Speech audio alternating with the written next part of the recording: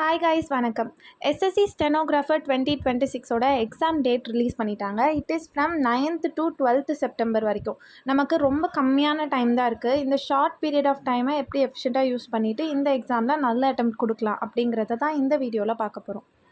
Last year சும்மா எல்லா எக்ஸாமும் ஒரு எக்ஸ்பீரியன்ஸ் கெயின் பண்ணுறதுக்காக ட்ரை பண்ணுவோம் அப்படின்னு பண்ணிகிட்ருக்கும்போது எஸ்எஸ்சி ஸ்டெனோகிராஃபர் எக்ஸாமை நான் அட்டன் பண்ணியிருந்தேன்.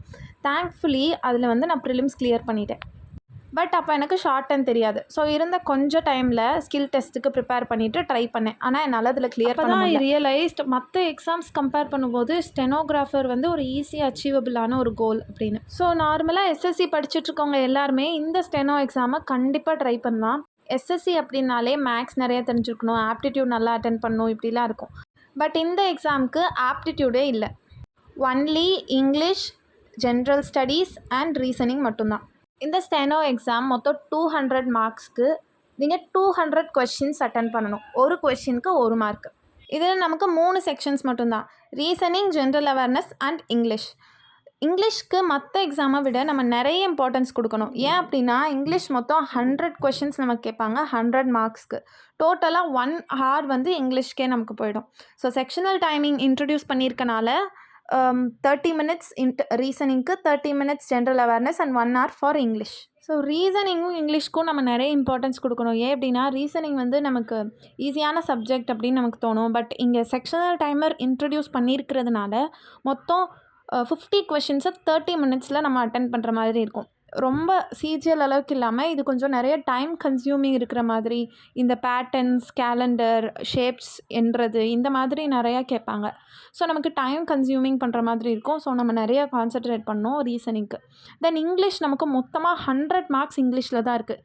ஸோ இங்கிலீஷில் நம்ம முடிஞ்ச அளவுக்கு நம்மளோட பெஸ்ட்டு கொடுக்கணும். இப்போ இந்த ஒரு சப்ஜெக்டையும் நம்ம எவ்வளோ கான்சன்ட்ரேட் பண்ணி படிக்கணும், எவ்வளோ டைம் ஸ்பெண்ட் பண்ணணும் அண்ட் எவ்வளோ செக்ஷனல் டெஸ்ட், ஃபுல் டெஸ்ட்லாம் போடணும் அப்படிங்கிறத பற்றி பார்ப்போம். ஃபர்ஸ்ட் இங்கிலீஷ் நமக்கு ரொம்ப முக்கியம் எல்லா எக்ஸாமுக்குமே. ஸோ நான் ஆல்ரெடி உங்களோட ஸ்டடி பிளான் மேக் பண்ணுற வீடியோவில் இங்கிலீஷ்க்கு எவ்வளோ டைம் ஸ்பெண்ட் பண்ணலாம், என்னென்ன படிக்கலாம் அப்படிங்கிறத பற்றி சொல்லியிருந்தேன். இந்த எக்ஸாமுக்குமே இங்கிலீஷ் நம்ம ரொம்ப கிராமரில் ஸ்ட்ராங்காக இருக்கணும். ஸோ 120 ரூல்ஸ் நம்ம ரொம்ப நல்லா படிச்சிருக்கணும்.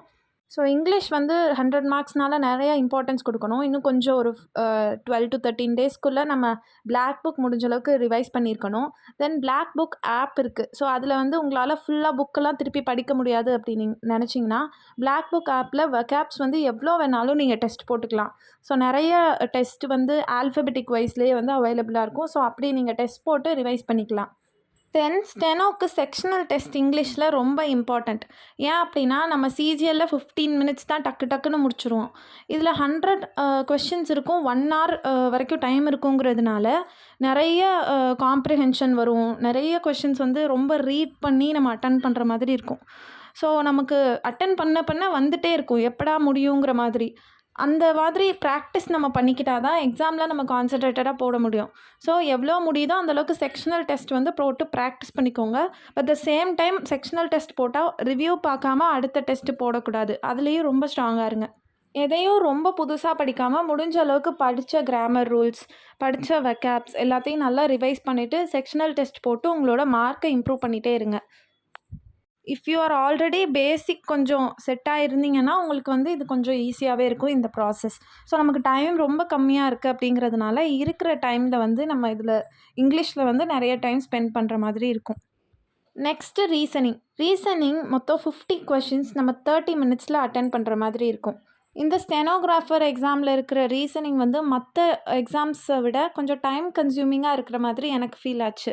பிகாஸ் நிறைய நம்பர் சீரீஸ் அண்ட் ஆல்ஃபபெட் சீரீஸ்லாம் நம்ம டைம் எடுத்து யோசிச்சு பண்ணுற மாதிரி இருக்கும். அதனால நம்ம 50 கொஷின்ஸை 30 minutesல போடுறது அப்படிங்கிறது கொஞ்சம் கஷ்டமான டாஸ்க் தான். பட் இருந்தாலும் ஓரளவுக்கு நல்ல ஸ்கோரை நம்ம மெயின்டைன் பண்ண ட்ரை பண்ணலாம். ரீசனிங் பொறுத்த வரைக்கும் டெய்லியும் நம்ம செக்ஷனல் டெஸ்ட் போடணும். ஏன்னா அப்போ தான் நமக்கு அந்த ஸ்பீட் ப்ராக்டிஸில் இருக்கும். பிகாஸ் நமக்கு டைம் ரொம்ப கம்மியாக இருக்குது.